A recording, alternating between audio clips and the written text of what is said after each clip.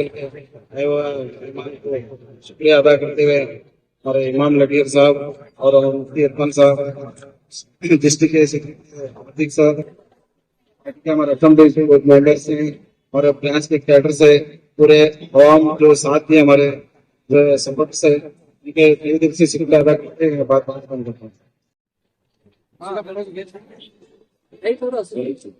अस्सलामु अलैकुम वरहमतुल्लाहि वबरकातुह।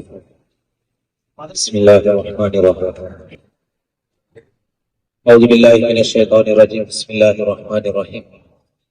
मन क़तल नफ्सन बिग़ैरि नफ्सिन औ फ़सादिन फ़िल अर्दि फ़कअन्नमा क़तल अन्नास जमीअ। सदक़ल्लाहुल अज़ीम। आज एक बड़े दुख के साथ आप हजरात के सामने आना हुआ है।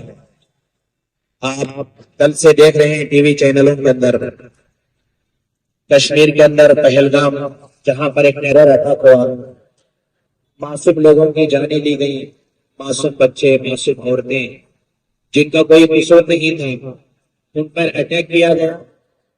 हम इसका एसडीपीआई की तरफ से और लोगों की तरफ से कंडेम करते हैं। हम इस अटैक को मजम्मत करते हैं और हम सरकार से ये मांग करते हैं कि जल्द से जल्द आप इसकी जांच कीजिए और इसके अंदर जो भी शामिल है उनको बड़ी से बड़ी सजा होनी चाहिए। ये हमारी मांग है।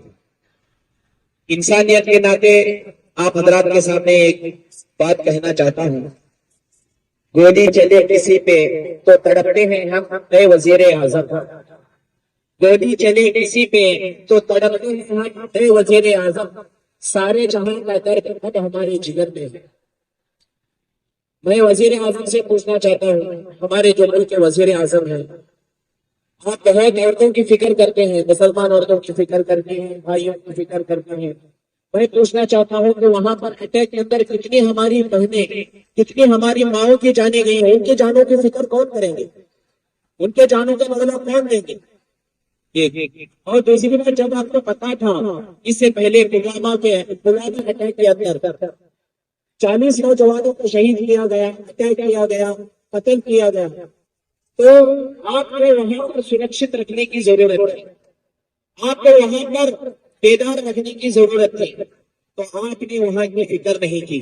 तो किसी तरह से हमारे इस अटैक के अंदर हमें, इस टेरर अटैक के अंदर हमें थोड़ी सियासत भी नजर आ रही है, सियासत भी हमें हो रही है, हमें महसूस हो रही है।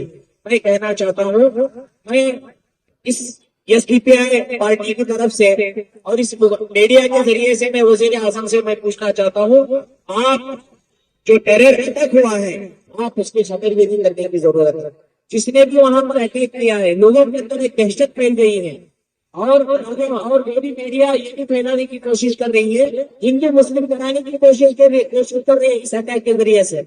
और ये बताया जा रहा है कि मीडिया के जरिए से ये बताया जा रहा है कि जो अटैक कर रहे थे दहशतगर्द, उनका कोई मजहब नहीं होता, तो ना हिंदू है, ना मुसलमान है, ना सिख है, ना ईसाई है, उनका कोई मजहब नहीं होता। और खुद कुरान मजीद के अंदर फरमाया गया है, जो आदमी किसी जान को कत्ल करता है, अगर किसी जान के बदले में मासूमों की वो जान लेता है, अगर उसने ये जान लिया है तो गोया कि उसकी सारी इंसानियत को कत्ल किया है। आज जो वहां पर, आज जो हमारी एक हिंदू माँ शहीद, आज एक हिंदू माँ अगर उसको कत्ल किया गया तो मैं समझता हूँ कि मेरी माँ को कत्ल किया गया है। आज एक हिंदुस्तान की माँ को शहीद किया गया है, एक बहन गई है तो मेरी बहन हिंदुस्तान की बहन गई है। एक भाई उस अटैक के अंदर एक आदमी उस अटैक के अंदर शहीद हुआ है, तो मैं समझता हूँ कि वो हमारा हिंदुस्तान का एक भाई शहीद हुआ है।